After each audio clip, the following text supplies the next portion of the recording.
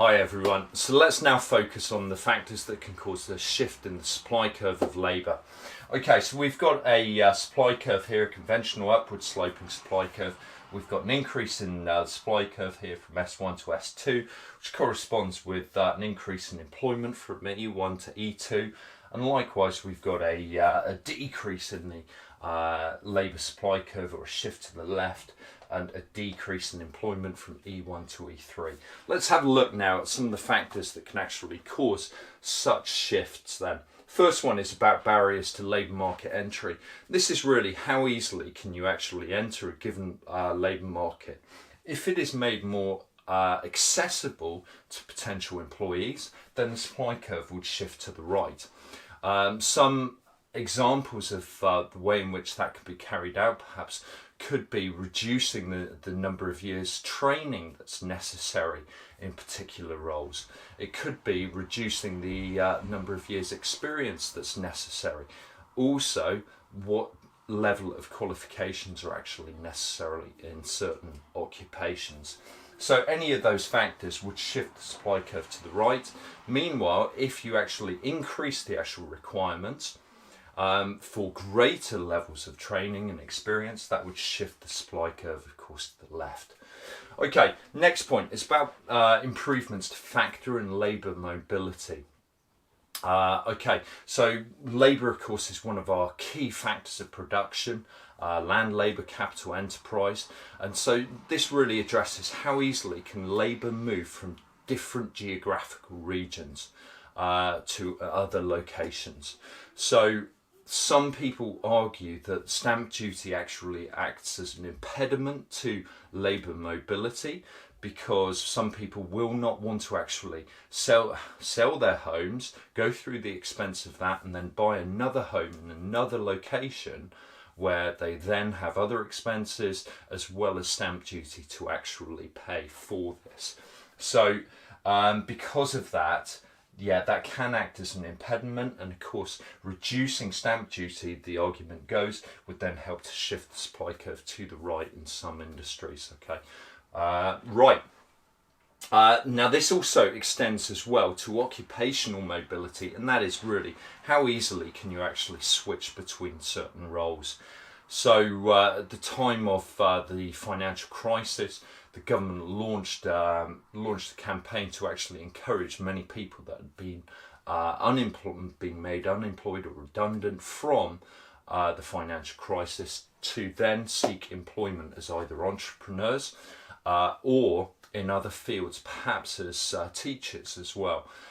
So they were trying there really to actually improve the degree of occupational mobility to entrepreneurship or teaching or suitable other areas. Okay, and the idea there was to shift the supply curve of labour to the right hand side. Okay, now this also is really important, okay, with the wage available in substitute occupations, because when you're deciding what degree course to enrol on, you're likely to look at future earnings. Now that will then have a bearing on the available supply curve of labour further down the line in the future. Okay, so if you opt for an area where earnings are higher, then that means you're doing that at the expense of another area, and that means for that industry they will see a reduction in the supply curve, whereas the area that you have actually opted for, in the future they will see a shift to the right in the supply curve of labour. Okay, all right, so next point, number 4. Demographic changes to the size of the working population. So demographic changes could be about the ageing population in the UK. What impact would that have on the size of the working population? This could reduce the size of the working population perhaps. Okay, so that could be a factor, but it could also be about migration, and certainly some people argue that the supply curve of labour in effect has shifted so far to the right that it's really depressed wages in certain areas.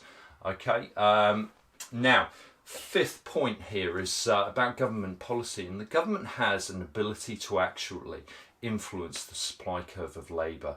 How can they do this? Well, if you take people that have already retired perhaps, they could offer tax incentives to encourage them to actually re-enter the workforce. And this could be that they get taxed at a very, very low level if they actually want to re-enter the labour market. So that would help to expand the size of the working population. Likewise, others argue that some people should be withdrawn from GCSEs at the age of 14 so that they can actually focus on vocational training courses so that they're employment ready at the age of 16. And again, that would help to actually shift the available labour supply curve to the right there. Okay, then we've got non-monetary characteristics of a job. This can be about the esteem to which the job is actually regarded in society.